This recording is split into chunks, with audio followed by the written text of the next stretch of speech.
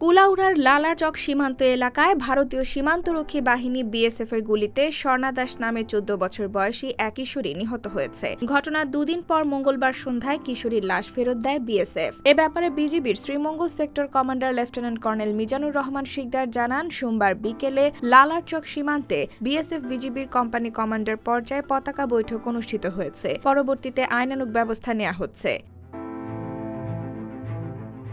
স্থানীয় সূত্রে জানা যায়, রোববার রাতে বিএসএফের গুলিতে কিশোরী মারা যাওয়ার পর সোমবার বিকেল পর্যন্ত লাশ উপজেলার শরীফপুর ইউনিয়নের লালারচক সীমান্তে পড়েছিল। পরে বিএসএফ লাশ নিয়ে যায়। নিহত স্বর্ণা জুড়ি উপজেলার পশ্চিম জুড়ি ইউনিয়নের কালনিগড় গ্রামের বাসিন্দা পরেন্দ্র দাসের মেয়ে। সে স্থানীয় নীরদ বিহারী উচ্চ বিদ্যালয়ের ৮ম শ্রেণীতে পড়ত। বাবা পরেন্দ্র দাস ও মা সঞ্জিতা রানী দাস বলেন, তাদের ৪ ছেলে মেয়ে। এক ছেলে দীর্ঘদিন ধরে ভারতের ত্রিপুরায় থাকেন।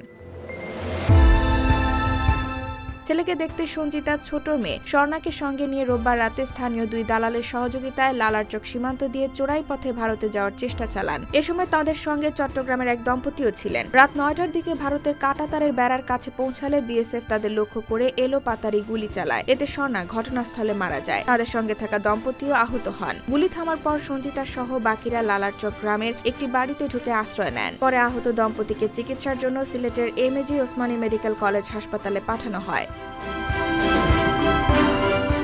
স্বর্ণার বাবা পরেন্দ্র দাস জানান, রোববার মেয়েকে নিয়ে স্বর্ণার মা ভারতে যাওয়ার উদ্দেশ্যে বাড়ি থেকে বের হন। সোমবার ভারতে স্বর্ণার মা মামার বাড়িতে যোগাযোগ করে জানতে পারেন স্বর্ণা ও তার মা সেখানে যাননি। পরে তিনি অনেক খোঁজাখুঁজির পর এক সেনা কর্মকর্তার সহযোগিতা নিয়ে শমশেরনগরে এক দালালের বাড়ি থেকে স্বর্ণার মাকে উদ্ধার করে বাড়িতে নিয়ে আসেন। সোমবার বিজিবির মাধ্যমে তার মেয়ের মৃত্যুর বিষয়টি পুরোপুরি নিশ্চিত হন।